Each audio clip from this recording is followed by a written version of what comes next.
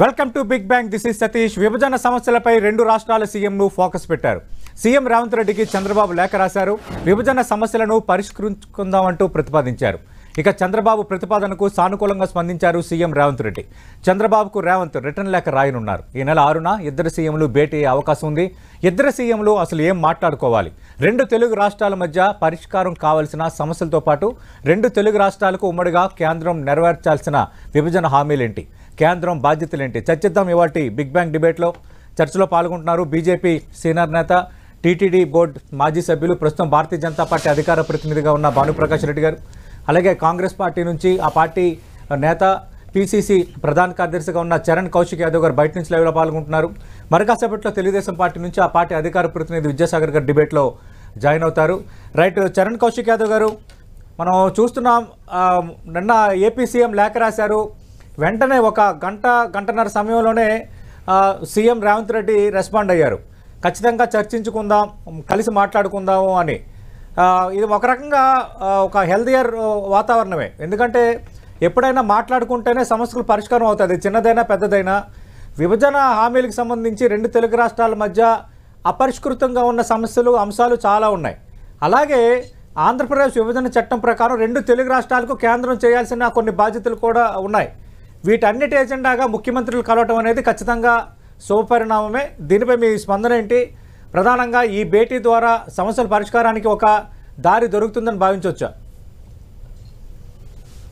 వాస్తవంగా తెలంగాణ రాష్ట్రంలో కాంగ్రెస్ పార్టీ అధికారంలోకి వచ్చిన తర్వాత ఢిల్లీలో ఉన్నటువంటి ఏపీ భవన్ సమస్యకు పరిష్కారం లభించింది. ఎందుకంటే ఆల్రెడీ కేంద్ర హోంశాఖ మార్చి 15వ తారీఖు నాడు ఆల్రెడీ గెజెట్ రిలీజ్ చేసిన సందర్భం మనం చూసినాం. ఎందుకంటే గత 10 సంవత్సరాల కాలంలో కేసీఆర్ గారు 9th and 10th షెడ్యూల్ లో ఉన్నటువంటి విభజన హామీలు పరిష్కరించే దానిలో భాగంగా వారు పరిష్కారం చేసుకోలేకపోయారు. ఎందుకంటే అటు ఆంధ్ర రాష్ట్రంతో కావచ్చు, అటు కేంద్రంతో ఆ సమస్య పరిష్కారం చేసుకునే అవకాశం ఉన్నా కూడా 10 సంవత్సరాల కాలం కేసీఆర్ గారు తాత్సారం చేయడంతో ప్రధానంగా విభజన హామీలు కూడా పెండింగ్ ఉన్నాయి. ఎందుకంటే 9th and 10th షెడ్యూల్ లో ప్రధానంగా మనకు 88 సంవత్సరాలు ఉంటే 84 సంవత్సరాలకు సంబంధించిన ఆస్తులు, అప్పులు పంచుకోవాల్సిన అవసరం ఉంది. కాబట్టి అందులో 65 సంవత్సరాలకు సంబంధించి తెలంగాణ అభ్యంతరం లేదని చెప్పేసి ప్రకటించింది.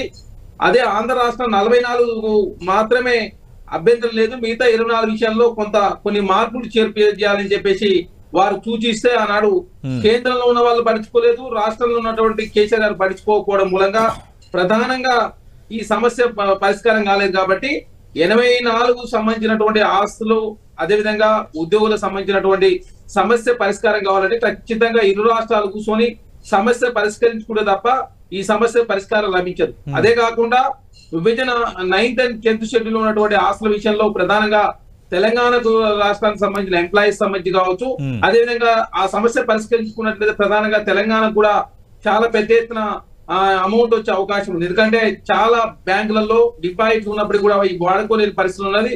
కొన్ని కేసులు ఏకంగా సుప్రీం కోర్టులో ఉన్న సందర్భం మనం చూసినాం. కాబట్టి ఈ సమస్యలని పరిష్కారం లభించాలంటే ఖచ్చితంగా ఇరు రాష్ట్ర ముఖ్యమంత్రులు కూర్చొని మాట్లాడుకుంటే తప్ప ఈ సమస్య పరిష్కారం కాదని చెప్పేసి తెలంగాణ రాష్ట్రంలో కాంగ్రెస్ ప్రభుత్వం భావిస్తా ఉంది. ఆ దిశగానే ఆంధ్ర రాష్ట్రానికి సంబంధించినటువంటి చంద్రబాబు నాయుడు గారు నిన్న లేఖ ద్వారా తెలంగాణ రాష్ట్ర ముఖ్యమంత్రి, తెలంగాణ ప్రభుత్వం లేఖ రాయడంతో తెలంగాణ రాష్ట్రంలో కాంగ్రెస్ ప్రభుత్వం కూడా సానుకూలంగా స్పందిస్తూ ఖచ్చితంగా 6వ తారీఖు నాడు కూర్చొని మాట్లాడుకొని తెలంగాణ ఇరు రాష్ట్రాలకు సంబంధించినటువంటి విభజన హామీల విషయంలో కూర్చొని ఒక పరిష్కార దిశగా ముందుకు పోవాలని చెప్పేసి తెలంగాణ రాష్ట్రంలో కాంగ్రెస్ ప్రభుత్వం భావిస్తాం. రైట్, ప్రస్తుతం డిబేట్లో జాయిన్ అవుతున్నారు టీడీపీ అధికార ప్రతినిధి విద్యాసాగర్ గారు. విద్యాసాగర్ గారితో మాట్లాడే ముందు భానుప్రకాష్ గారు, ఆల్రెడీ చరణ్ కౌశిక్ గారు కొన్ని అంశాలు ప్రస్తావించారు. అంటే 9th, 10th షెడ్యూల్ సంబంధించి రెండు తెలుగు రాష్ట్రాల మధ్య కొన్ని సమస్యలు పరిష్కారం కాలేదు. గతంలో పనిచేసిన ముఖ్యమంత్రులు అనుకున్నంత స్థాయిలో ఆ దిశగా అడుగులు వేయలేదు. అలాగే కేంద్రం కూడా చూసి చూడనట్టుగా ఉందని ఒక కామెంట్ చేశారు. ఇప్పుడు కేంద్రం బాధ్యత కూడా కీలకమే. ఇక్కడ ఇద్దరు ముఖ్యమంత్రులు కలుస్తున్నారు అంటే ఒకటి కేంద్రం పెద్దన్న పాత్రగా ఉండి రెండు రాష్ట్రాల మధ్య డీల్ చేయాల్సిన ఇష్యూస్ కొన్ని ఉన్నాయి, మీకు తెలుసు అవి. అలాగే కేంద్రం ఆంధ్రప్రదేశ్ విభజన చట్టం ప్రకారం రెండు తెలుగు రాష్ట్రాలకు అడ్రస్ చేయాల్సిన అంశాలు కూడా ఉన్నాయి. ఈ విషయంలో మీ నోట్ ఎలా ఉండబోతుంది? సతీష్ అన్న, మీకు ప్యానల్ ఉంటే పెద్దలందరికీ నమస్కారాలు. నమస్తే అన్న.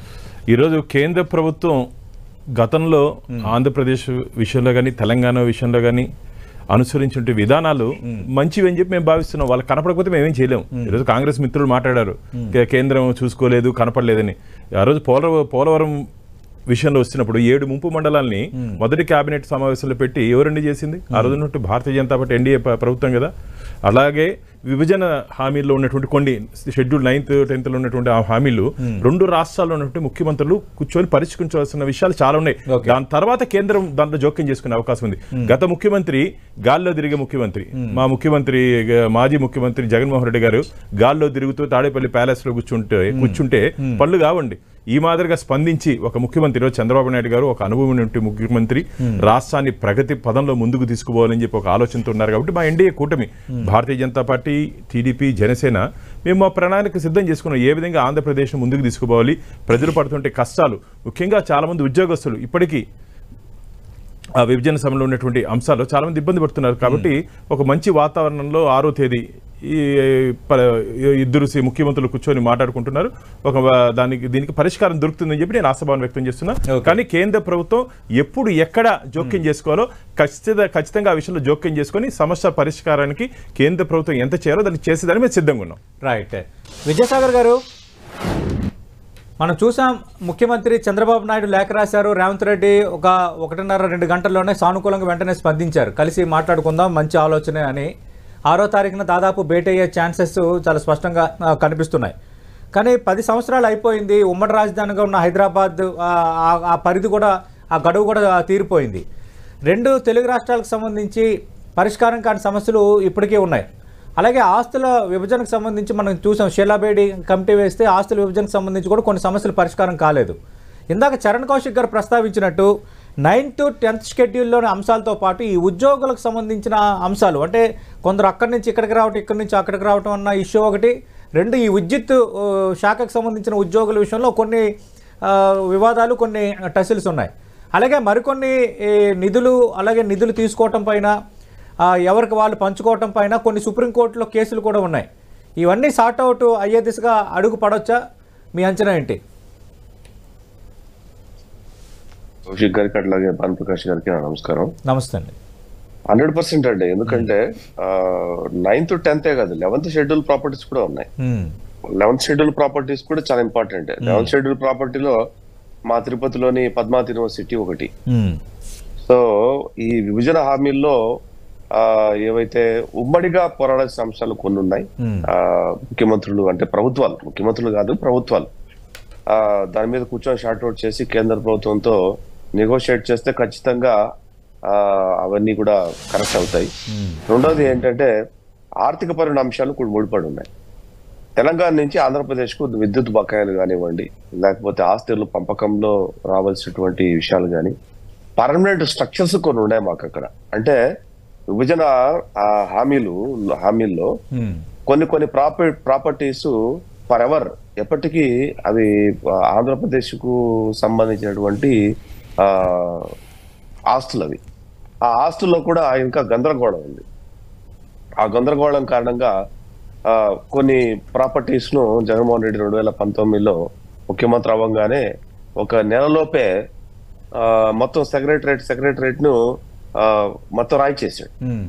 అట్లాగే కొన్ని ఆర్థిక పరమైన అంశాల్లో విడ్రా అయిపోయాడు ఆయన. అలా కాకుండా ఇరు ప్రభుత్వాలు కూర్చొని ఆర్థిక పరమైన అంశాలతో పాటు ఆస్తుల పంపకం విషయంలో కానీ, పర్మనెంట్ స్ట్రక్చర్స్ ఆంధ్రప్రదేశ్ కు ఉండాల్సినటువంటి స్ట్రక్చర్స్ ఏవైతే ఉన్నాయో వాటిని స్వాధీనపరచుకోవడంలో కానీ, వాటిని మెయింటైన్ చేసే విషయంలో కానీ, లేకపోతే తెలంగాణకు ఆంధ్రప్రదేశ్ లో కొన్ని పర్మనెంట్ స్ట్రక్చర్స్ ఉన్నాయి, వాటిని వాళ్ళకు హ్యాండ్ ఓవర్ చేసే విషయంలో కానీ,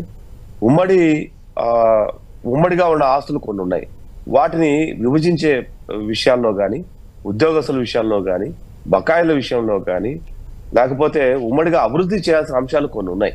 అంటే రోడ్లు, హైదరాబాద్ నుంచి విజయవాడ కానీ, గుంటూరు కానీ, రైల్వేస్ కానీ, ఎన్హెచ్ఎస్ కానీ, స్టేట్ హైవేస్ కానీ, ఇవన్నీ కూడా చాలా పెండింగ్ లో ఉన్నాయి. ఒక 5 సంవత్సరాల్లో కంప్లీట్ అయ్యేటివి కావు. అప్పుడున్న పరిస్థితుల్లో 2014 నుంచి 2019 వరకు విభిన్న మనస్తత్వాలు ఉన్నటువంటి ముఖ్యమంత్రులు అటు ఇటు ఉండటం, రకరకాల రాజకీయ కోణాలు దాంట్లో ముడిపడి ఉండటంతో ఏమైందంటే అవి పరిష్కారం దిశగా అడుగులు పడలేదు. ఇప్పుడు పడే అవకాశం ఉంది. ఎందుకంటే ప్రోగ్రెసివ్ మెంటాలిటీ ఉన్నటువంటి ముఖ్యమంత్రులు అటువైపు కానీ ఇటువైపు కానీ పార్టీలు ఏవైనా సరే సంబంధం లేదు ఉన్నప్పుడు కూర్చుంటే ఒక 6 నెలల నుంచి సంవత్సరం లోపు ఇవన్నీ పరిష్కారం అయిపోవటం వల్ల ఏమవుతుందంటే ఆంధ్రప్రదేశ్ కానీ అటు తెలంగాణకు కానీ ఎటువంటి భవిష్యత్తులో ఎటువంటి పొరపచ్చలు లేనటువంటి సంబంధ బాంధవ్యాలను నెరవేర్చడానికి అవకాశం ఉంటుంది. కాబట్టి ఖచ్చితంగా ఇది అత్యవసరం, చాలా ముఖ్యమైన అంశం ఇది. అవసరమైతే పార్టీలను పక్కన పెట్టి ముఖ్యమంత్రులు కలిసి వెళ్ళి కేంద్ర ప్రభుత్వంతో మాట్లాడే అవసరం కూడా రావాలి. అటువంటి సానుకూలత కనపడాలి. కనపడినప్పుడే ఏ విషయానికైనా పరిష్కారం అనేది దొరుకుతుంది అనేది మా అభిప్రాయం.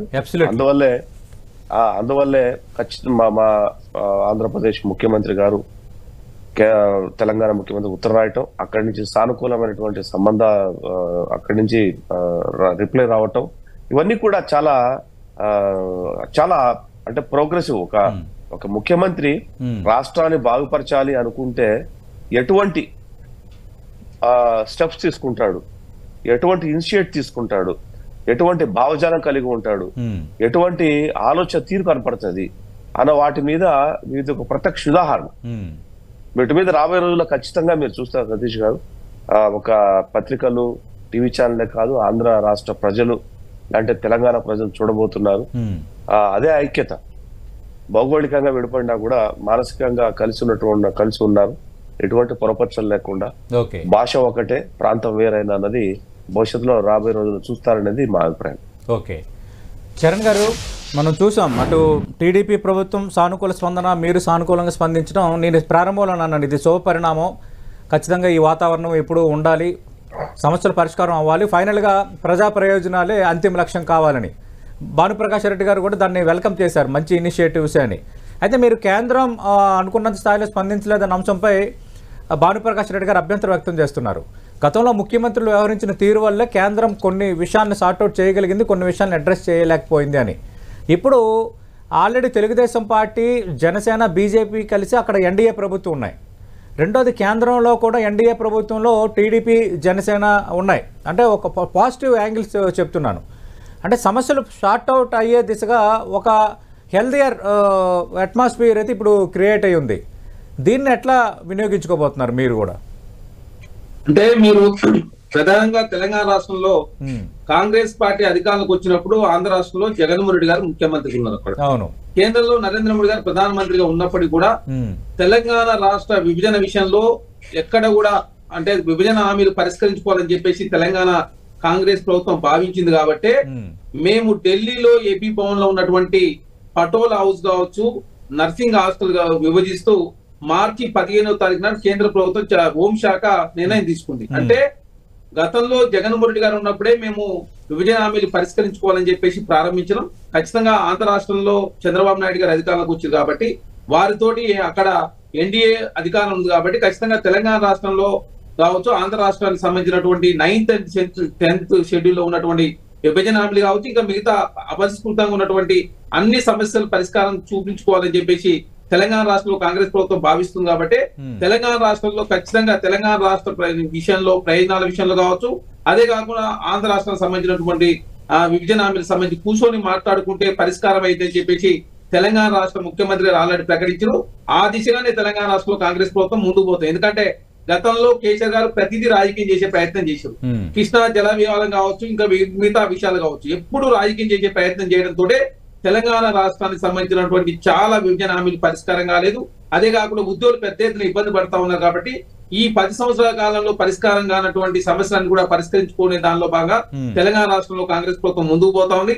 ఖచ్చితంగా పరిష్కార దిశగానే ముందుకు పోవాలని చెప్పి భావిస్తా ఉన్నాం. ఇరు రాష్ట్రాలు కూర్చొని పరిష్కార దిశ కూర్చొని చర్చించుకున్నప్పుడు ప్రతిదానికి సమస్య పరిష్కారం ఉంటుంది. కాబట్టి కేంద్రంలో ఉన్నటువంటి భారతీయ జనతా పార్టీ కావచ్చు, ఆంధ్ర రాష్ట్రంలో ఎంతైనా ఎన్డీఏ ఉంది కాబట్టి ఖచ్చితంగా ఈసారైనా ఈ సమస్యలన్నీ పరిష్కారం లభిస్తాయని చెప్పేసి తెలంగాణ రాష్ట్రంలో కాంగ్రెస్ ప్రభుత్వం భావిస్తా ఉంది. కాబట్టి ఈ దిశగా తెలంగాణ రాష్ట్రంలో మిగతా సమస్యలు కావచ్చు, అన్ని సమస్యలకు తొందరలో పరిష్కారం ఉంచుకోవాలని చెప్పేసి భావిస్తాం. రైట్. భానుప్రకాష్ రెడ్డి గారు, గతంలో మనం చూసాం అంటే గత ముఖ్యమంత్రులు కేసీఆర్, జగన్మోహన్ రెడ్డి 1-2 సందర్భాల్లో కలిశారు.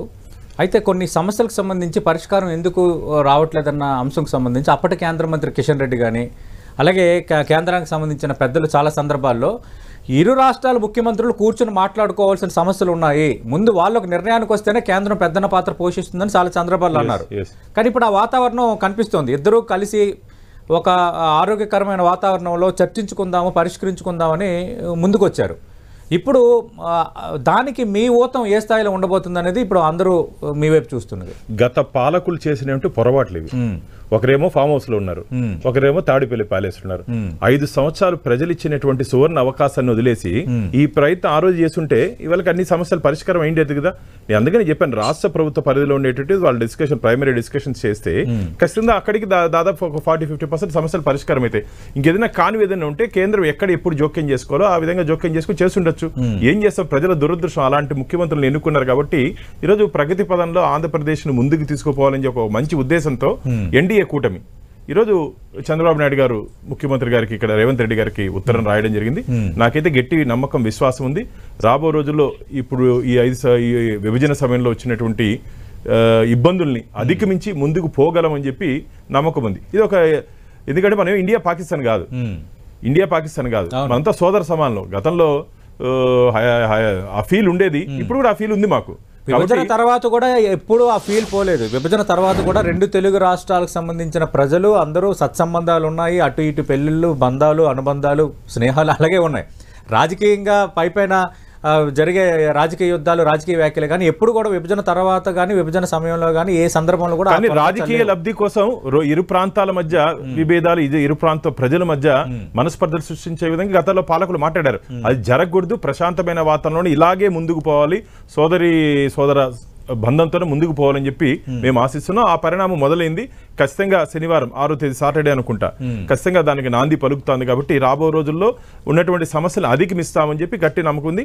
మిత్రుడు చెప్పినట్టు కేంద్ర ప్రభుత్వం ఖచ్చితంగా అన్ని విషయాల్లో మేము ఎక్కడెక్కడ జోక్యం చేసుకోవాలి ఆ విషయంలో జోక్యం తలో చెయ్యి వేయాలన్నట్టుగా ఇప్పుడు మీరు కూడా ఒక తలో చెయ్యి వేయాలి. ఆల్రెడీ 3 చేతులు కలిసే ఉన్నాయి కదా, ఆల్రెడీ 3 చేతులు ఆంధ్రప్రదేశ్ లో కలిసి ఉన్నాయి.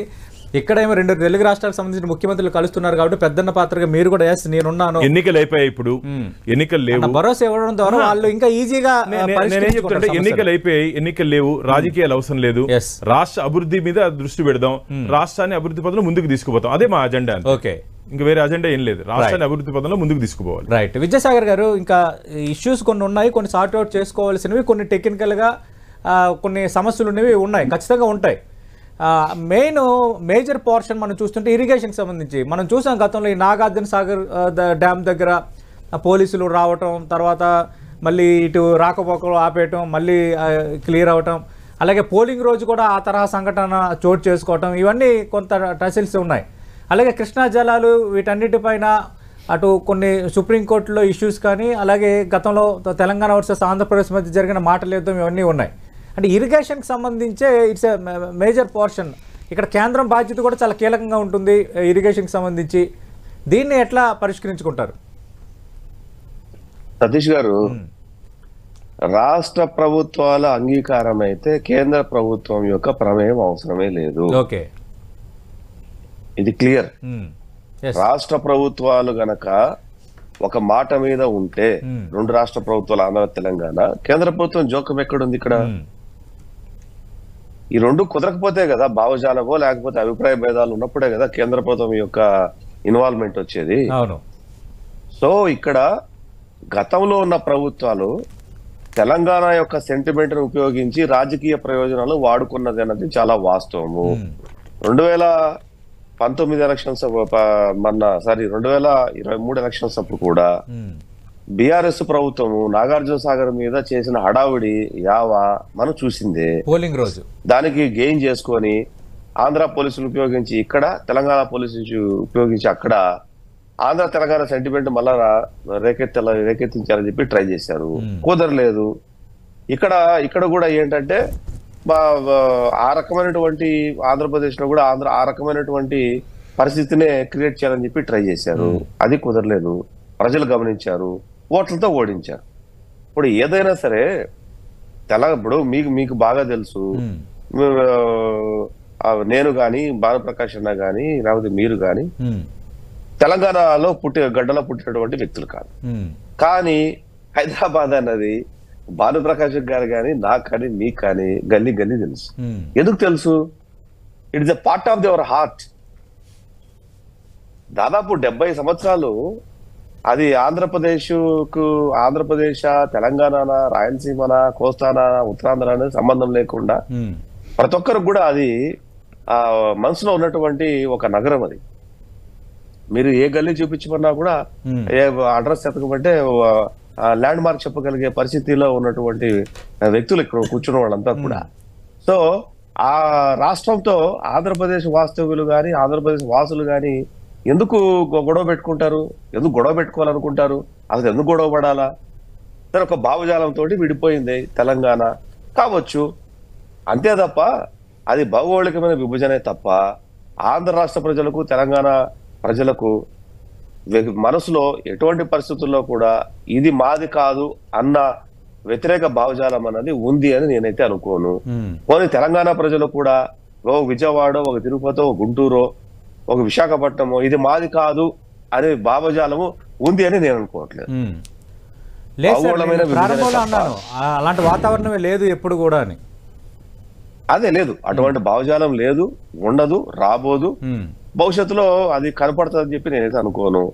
భౌగోళికమైన అంశాలు తప్ప భావజాలమైన అంశాలు లేకపోతే ఆర్థికమైన అంశాలు ఇక్కడ ముడిపడి ఉన్నాయని చెప్పి అనుకోవట్లేదు.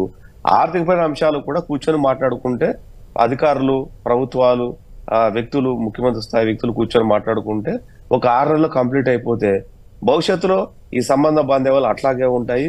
ఆ తెలంగాణ ప్రజల్ని, ఆంధ్ర ప్రజల్ని ఎవరు ఎప్పటికీ ఎన్నటికీ విభజించాలని చెప్పి ట్రై చేసే అవకాశము లేదు. విభజించినా అది విభజించేటటువంటి బంధము కాదు. సో అక్కడ నేను కూడా దాదాపు హైదరాబాద్ 20 సంవత్సరాలు పైగా ఉన్నాను. నేను భానుప్రకాష్ గారు అంతకంటే ఎక్కువ బాగా తెలిసిన వ్యక్తి, మీరు అక్కడే ఉన్నారు ప్రస్తుతానికి. సో ఇవన్నీ కూడా మనసుతో పెట్టి చూస్తే అంశాలు 6 నెలల్లో పరిష్కారమయ్యే అంశాలు. గత ప్రభుత్వం 100% తెలంగాణలో ముఖ్యమంత్రిగా పనిచేసినటువంటి ప్రభుత్వం దీన్ని తెలంగాణ యొక్క అస్తిత్వాన్ని, తెలంగాణ యొక్క భావజాలాన్ని వాళ్ళ యొక్క రాజకీయాలకు వాడుకున్నారన్న దాంట్లో ఎటువంటి సందేహము లేదు. రైట్. దాని వల్లే చాలా వరకు పరిష్కారం కాకుండా అంశాలు చాలా పెండింగ్ లో ఓడిపోయినాయి. ఇప్పుడు అటువంటి పరిస్థితి లేదు. ఖచ్చితంగా రాబోయే రోజుల్లో అన్ని కూడా షార్ట్ అవుట్ అయిపోతాయి. రైట్. చరణ్ గారిని దానిని ప్రస్తావించినట్టు ఇరిగేషన్ అనేది మేజర్ సబ్జెక్టు 2 తెలుగు రాష్ట్రాలకు సంబంధించి. దాన్ని ఎట్లా సార్ట్అవుట్ చేయబోతున్నారు? నేను ప్రారంభంలోనే ప్రస్తావించినట్టు ఈ షీలాబేడి కమిటీ ఆస్తుల విభజనకు సంబంధించి షీలాబేడి కమిటీ వేసేటప్పుడు ఒక 141 ఆస్తుల విభజనకు సంబంధించి కొంత ఇనిషియేటివ్స్ తీసుకున్నారు. కొంతవరకు అయ్యింది. అది ఒక మేజర్ సమస్యగా అది ఇప్పటికీ మిగిలే ఉంది. ఈ రెండే అత్యంత కీలకమైనవి. అంటే ప్రధానంగా ఇప్పుడు కూర్చొని మాట్లాడుకున్నప్పుడు ఖచ్చితంగా పరిష్కారం లభిస్తుందని చెప్పేసి మేము భావిస్తా ఉన్నాం. కాబట్టి మీరు చూస్తా ఉన్నారు, గత 10 సంవత్సరాల కాలంలో కేసీఆర్ గారు ఎన్డీఏకి మద్దతు ఇచ్చి కూడా తెలంగాణ రాష్ట్రంలో ఉన్నటువంటి కేంద్ర కంటోన్మెంట్ విషయంలో ఉన్నటువంటి కావచ్చు, కరీంనగర్ రోడ్డు సంబంధించిన విషయం కావచ్చు, మెహదీపట్నం ఫ్లైఓవర్ సంబంధించిన విషయం కావచ్చు, అదే విధంగా నిజామాబాద్ సంబంధించినటువంటి రోడ్డు విషయంలో కావచ్చు, తెలంగాణ రాష్ట్ర కాంగ్రెస్ ఏర్పడిన తర్వాత తక్షణమే కేంద్రంలో ఉన్నటువంటి మంత్రులు ప్రధానమంత్రి గారిని కలిసి ఆ సమస్యకు పరిష్కారం చూపించుకున్నాం. అంటే మాకు తెలంగాణ రాష్ట్ర ప్రయాణాలే ముఖ్యమని చెప్పేసి మా ముఖ్యమంత్రి గారు భావించారు. కాబట్టి మేము కేంద్రంలో భారతీయ జనతా పార్టీ అధికారులు ఉంది, కేంద్రంలో ఉన్నట్టు ప్రధానమంత్రి గారిని కలవని చెప్పేసి తెలంగాణ రాష్ట్రంలో కాంగ్రెస్ ప్రభుత్వం భావిస్తలేదు. కాబట్టి మా మంత్రులతో కలుస్తూ లేటెస్ట్ గా హైదరాబాద్, విజయవాడ మధ్య ఈ బ్లాక్ స్పాట్స్ వాటిని క్లియర్ చేసుకునే కార్యక్రమానికి సంబంధించి కేంద్రం నుంచి మీరు అనుమతి తెచ్చుకున్నారు. నితిన్ గడ్కరీ వస్తున్నారు వచ్చే నెల. 6 లైన్ల రోడ్లకు సంబంధించి. హలో మాట్లాడండి చరణ్ గారు.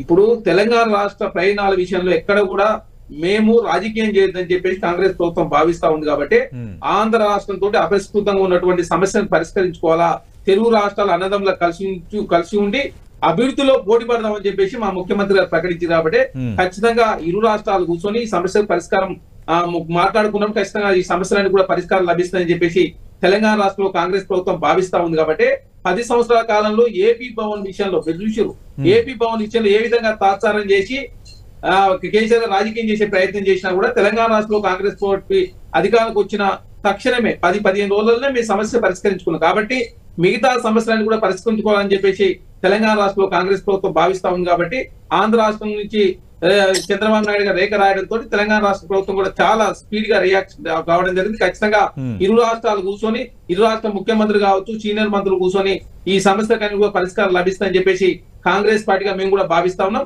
ఖచ్చితంగా అపరిష్కృతమైన సమస్యలకు పరిష్కారం అయినట్లయితే ఇరు రాష్ట్రాల లాభం జరుగుతుంది. అదే కాకుండా ఉద్యోగులు కూడా చాలా ఇబ్బంది పడతారు. ఎందుకంటే 10 సంవత్సరాలు చాలా పెద్ద ఎత్తున ఇబ్బంది పడతా ఉన్నారు. ఎందుకంటే వాళ్ళ ఫ్యామిలీ సంబంధించిన వాళ్ళు ఇద్దరు ఉంటే ఒకరు ఆంధ్రాలో జాబ్ చేస్తారు, ఒకరు తెలంగాణ జాబ్ చేయడంతో ప్రధానంగా వాళ్ళ కుటుంబాలు కూడా సఫర్ అవుతా ఉన్నాయి. కాబట్టి ఈ సమస్య అన్నిటికీ పరిష్కారం లభించాలా, ఖచ్చితంగా ఇరు రాష్ట్ర ముఖ్యమంత్రులు కూర్చొని మాట్లాడుకున్న ఖచ్చితంగా పరిష్కారం లభిస్తుందని చెప్పేసి మేము భావిస్తాము. ఆ దిశగా తెలంగాణ రాష్ట్రంలో కాంగ్రెస్ ప్రభుత్వం ముందుకు పోతుంది. రైట్ అన్నా, ఇది మంచి పరిణామం.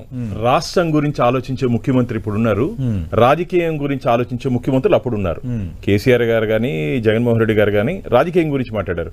మేము ప్రజల కోసం ఆలోచించి ప్రజల కోసం ఏం చేస్తున్నాం, పార్టీ కోసం ఆలోచించారు ఇద్దరు ముఖ్యమంత్రులు. ఆ ఎన్నికల ముందు నాగార్జున సాగర్ ఇష్యూ అంతే కదండి, ఓటు బ్యాంకు రాజకీయాల కోసం కేవలం పోలింగ్ ఒక్కరోజు ముందు ఎందుకు చేశారు? కేవలం ఈ 2 రాష్ట్రాల మధ్య ఉంటే సెంటిమెంట్ ని